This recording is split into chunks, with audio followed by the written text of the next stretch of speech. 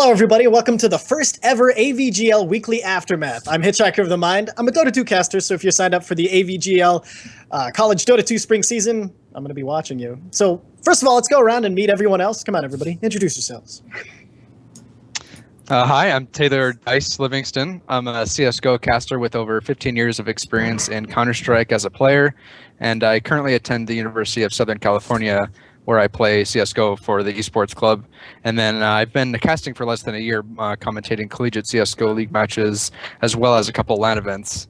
So that's my short background. Hi, I'm Annie, aka Android. I've been casting for about a year now, and it's really enjoyable. I'm a full-time student at Skidmore College, which is a lot of fun. I played last year in the CSL League for Dota, and it didn't go so well. There were a couple speed bumps along the way, but I've been working on my casting a lot. I most recently casted a lot of work in the Shanghai Major qualifiers, getting to cast the SEA region in client, so that was very interesting. And hi everyone, I'm Victor. I'm the owner of the American Video Game League. I usually won't be on this talk show, but it's our special first ever, and we're going to talk about a lot about the goals of the league and the rules and the rundown. So it's a good time for me to be on it. So I think what we'll start is kind of the long-term, the broader vision of the whole goal, the league, which is, you know, to provide a support system in every way for the college players. And I think a lot of that is what's missing right now in the college atmosphere.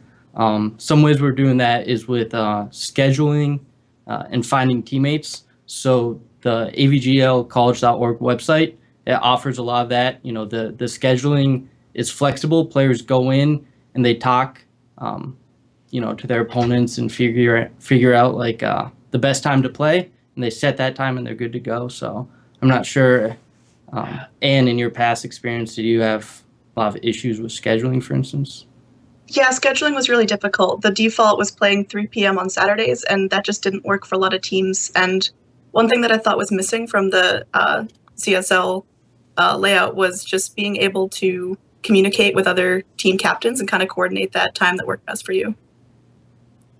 Yeah, I think adding a level of flexibility will help a lot. And, you know, I try to make video tutorials for everyone too, so they can kind of see how to go in. You go into your match page, there's a chat log that you can speak with the opponent. And then from there, you enter a time and you can accept that time if both people have spoken about it. And that's when you're playing. What we do, like Anne, you said, there was a default time, which doesn't always work.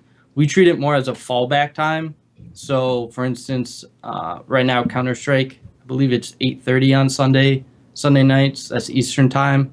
If you can't figure out a time with your opponent or they're not responsive, then it defaults to that time. But, you know, just out of sportsmanship, we ask that everyone works together to some degree to find a team, you know, a time to work with the other team. So That's pretty awesome. Just curious, what gave you the idea to make a community where people could find each other to play with? Because I know that's a lot of people, you know, they start out on a game and they get going, they're like, oh, I'd love to make a team, but like none of my friends play this game, so screw them. But so what gave you that idea to kind of make it so that college kids could find each other? Like, yeah, so I run a LAN center as well. It's a esports venue. It's got 2 soundproof booths and a commentating room, which I'm in. So I got this fancy high-tech backdrop.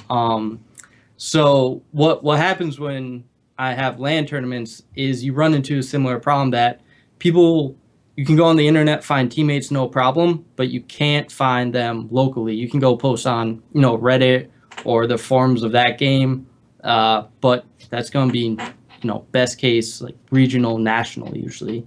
So usually it just goes out to everyone. So what I did, I set up a posting board so everyone could go in and post, you know, whenever there's a tournament coming up, say their rank, their email, something like that, way to get in touch. So it's similar to that problem I've run into the past.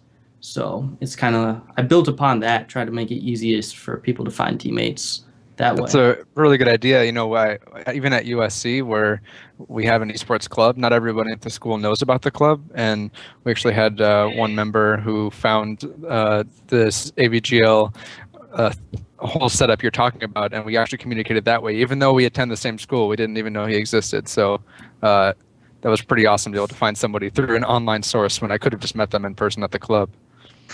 Yeah, I have kind of a different problem where my school is so small that right now we have 4 people total that play Dota. And I noticed in the rules, especially for the Dota tournaments, you allow moderators to help match schools that are maybe too small to have a full team on their own. And I think that's a really, really nice feature. Yeah, so it depends on the game, what we allow, how wide of a pool you can pull from for your team. Smite is currently the biggest we allow for regional teams. So you can there's over 200 players in Smite, and you can pull from, a quarter of those for each team. So we're really hoping help that helps them grow that new community. Some college communities have been around for a while, such as League and Dota, which get a lot of support. And we found people could bring their old teams they already had. But yeah, the member search option, you can filter by school and game.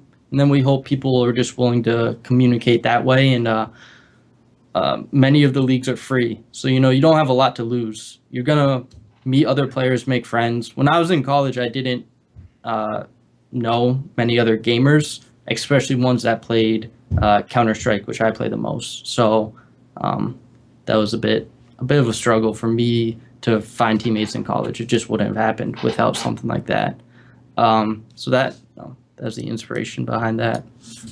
Very nice. Yeah, and then I think the other big focus for the league is the broadcast quality. So that's part of the goal is to as Taylor's camera.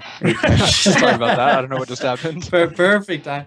But yeah, I think the broadcast quality in the last year of esports in general has gone up so much, and that it's something to keep up with. It's the reason esports is growing like it is the broadcast of it, the Twitch viewers, and making it look good, making it compared to the pros, like people are used to watching. They're used to watching that pro setup. We want to keep it as close as possible to that.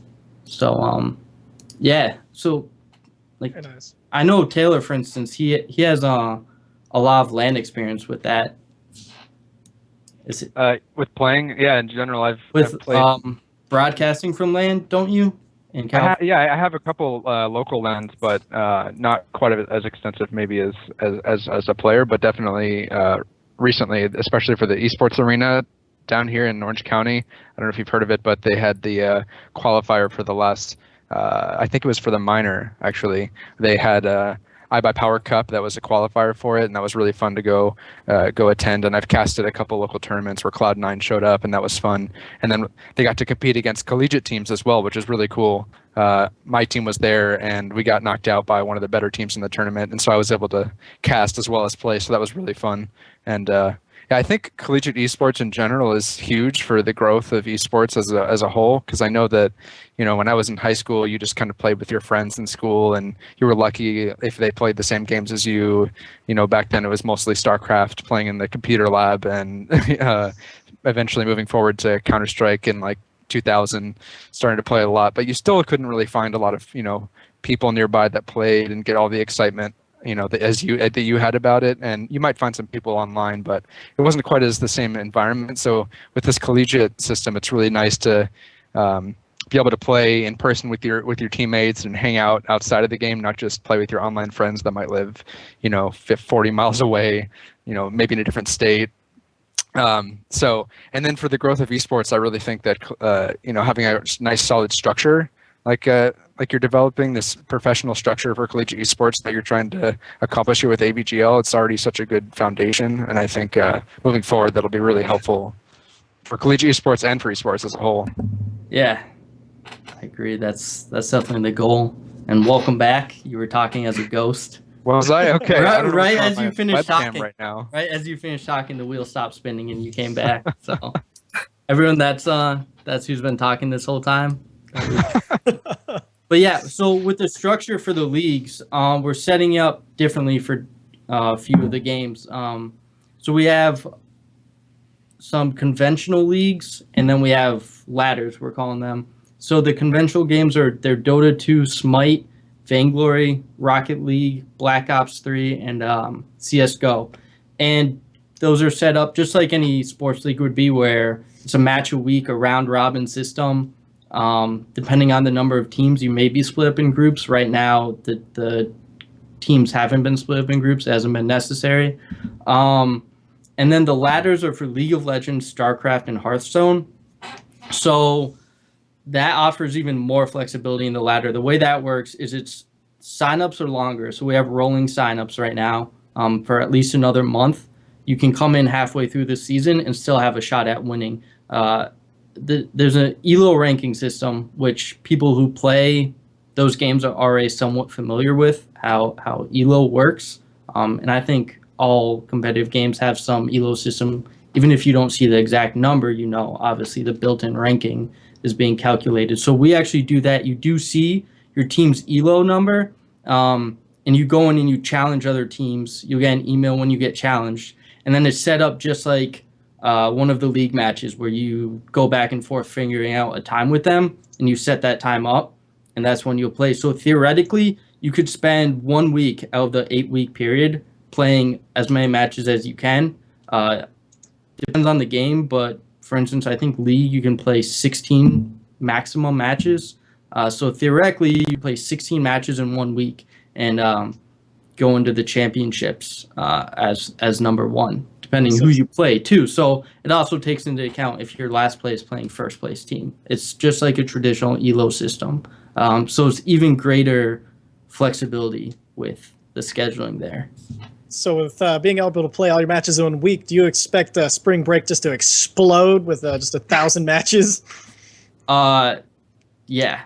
Awesome. So That's gonna be an exciting week. Yeah, it's gonna be nuts. And the season actually will probably, those 2 weeks will have one match, but it'll be interesting to see. And then maybe I'm guessing, just knowing how esports players are, it's gonna be the final week too. Everyone's gonna be like, "Oh man, we gotta get 10 matches in this last week." Quick, save the ELO. Yeah. Quick, grab as much as you can. So, and we do it so you don't lose ELO. Oh, cool. It was an interesting, took a while to make that decision, but basically just to encourage participation. That's what it is. Worst case scenario, you don't lose ELO. So, doesn't hurt to give it a shot. But obviously, get a lot more for winning. So it seems the perfect setup for college kids, especially whose schedules have been known to be a bit insane. So that's pretty awesome that you've given them this option. Yeah. So I thought that could help too. And then prize pools we're trying to figure out. It varies greatly from game to game, but in the rules of each game, you can clearly see what the prizes are. Rocket League and Black Ops 3, the signups aren't up yet. The details haven't been announced, but those have actually been delayed, but for good reason. So, don't worry if you're a Rocket League player, a Black Ops 3 player. There's news in the future. We haven't canceled those seasons at all. We delayed them for good news because better things are happening. And then with the current games, the current league games that signups are over for the actual teams, players can still join those rosters. So as long as you have a team as part of the league, you can add additional players onto that team. You just change your active roster. So something awesome. I think will help. Is there any limit to team size, or is it just who can actively play at the time? Yeah, there are limits. You can see those limits in the rules of each game. I think usually if it's a 5-person game, it's 9 people, so you can have 4 substitutes. So that's a factor. Figuring out if your players will stick around the whole season, who becomes salty. I don't know. You guys probably have never met anyone salty in esports before. Never. No, everybody's sweet as sugar. Yeah, I don't know. I have something to say there. Oh. Yeah, there's certainly been some rage quits among teams I've been on, even in college team. Oh, dude, when you're just getting owned so hard, you can't even say anything, and you see them immediately go offline. Yeah. We've all been there. Yeah. Even LAN tournaments, I've seen people get pretty upset at their own teammates. It's like, can't say that, you're in person. It's different. You're half their size, but the nature of the certain communities, but overall, people are just trying to have fun. That's why they do it, you know. Oh yeah. Yeah. Well, So it's one of those things, with passion comes, well, passion. yeah. So I was gonna say, are any of you competing? Taylor, are you on a team? Yeah, I signed up with my USC team, but I'm considering not starting just because I'm going to try to cast as much as I can, and I'd like to be able to cast my own team's matches. That would be fun because I have more insight to offer about the way players play and things like that. But with that boasting, I am like probably the best player on the team. So if I don't play, that does add some difficulties. But we definitely have some great players, and similar to what you were talking about earlier. We were able to find a player. Well, actually, not find. He's on our CVO main roster. We play in CVO main as well, and he goes to Fullerton College. I think my webcam's going out again. Sorry about that. He goes to Fullerton College, which doesn't have almost any players, and so we were able to use our standard roster player on our collegiate team because he also goes to college. So that was a great system. It's really beneficial to us. But yeah, my team's looking forward to the season for sure. We're hopefully having our first match either today or in the next couple days, actually. So we're pretty excited. That's awesome. Yeah, we'll have to stream it. Yeah. And then we'll know who you are and the other casters. Casters can give you a hard time. But usually on this show, we'll do it every week, as the name indicates, Weekly Aftermath. And we'll also have Player of the Week for every game and the top 10 plays of the week. I think we'll do top 5. Top 5 plays of the week we'll draw from all the games, so it won't just be one game. And, if you have a sick player or something, you can send in, or we'll try to find them through when we cast matches. And the player of the week, each game will have its own player of the week. Some of those even have prizes. The biggest one by EK Water Blocks, they're providing cooling systems for every player of the week. They get a really nice cooling system. So we'll have more info about that kind of stuff. But yeah, so Very exciting. I might have to sub in a match. yeah. Yeah. Oh yeah, Taylor, that won't be rigged at all. The commentators all their player of the week. It's convenient. For this Congrats, week's guys. Player of the Week, we should dominate Taylor's webcam. Yeah. Thank you. Yeah. What about you? And you said you were having trouble finding a fifth. Well, now our team's kind of dissolved as a bunch of people. One person's abroad. A couple people are really focusing on school and not playing so much. So there's 2 Dota players, but I don't think they're registered for the ABGL. I've kind of bugged them, but they said they got a lot going on. So no Skidmore presence this season, but we can always hope out for next year. Yeah, and now He's you a can take fantastic you man. time to cast too. Yeah, I've definitely been focusing on casting a lot more, and I'm really grateful for this opportunity. I think we're all happy to be here. It's pretty sweet setup, Definitely. actually. Like, I can't believe the stream quality and everything. I think all 3 of us have been really surprised by what you've been bringing to the table, Victor. We all want to thank you. So thank you. Totally. Fearless leader, Victor. Thank you so much. Yeah, no, guys, it's awesome to have you on board. I hope this has been beneficial for everyone, the community, the casters, and this can be something great and really kick off a new collegiate thing. I believe it can. So, yeah. Who knows? Maybe we'll have teams like 5 seasons later. They have the original team is coaching the new team or something crazy like that. That's the dream, right? Sick to see. Yeah. Considered that with my team already. Oh, there you go. So we know it's possible. Oh man, now he's a ghost again. Good Lord. Sorry about that. That's fantastic. So, yeah, I mean, I think that covers most of the stuff. I'd say to anyone watching, know that you can still sign up,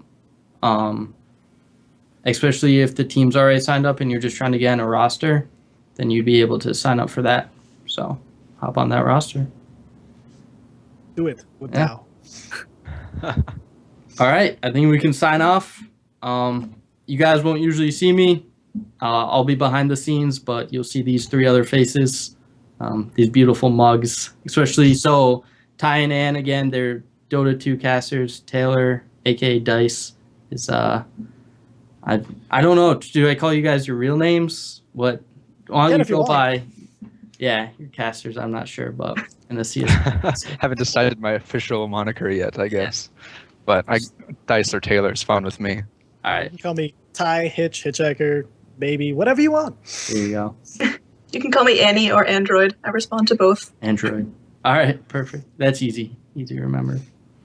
All right, everyone. All right, so this wraps up the AVGL Weekly Aftermath. If you guys like the show, which I'm sure you did, please like, subscribe, and check out all of the amazing links that are down below, which I'm sure there's going to be links because there's always links. And if you're interested in any of the games of the league itself, sign yourself up and just go find somebody. We've made it, well, we haven't. Victor has made it extremely easy to find everybody. And so just get out there and do it. We encourage you highly.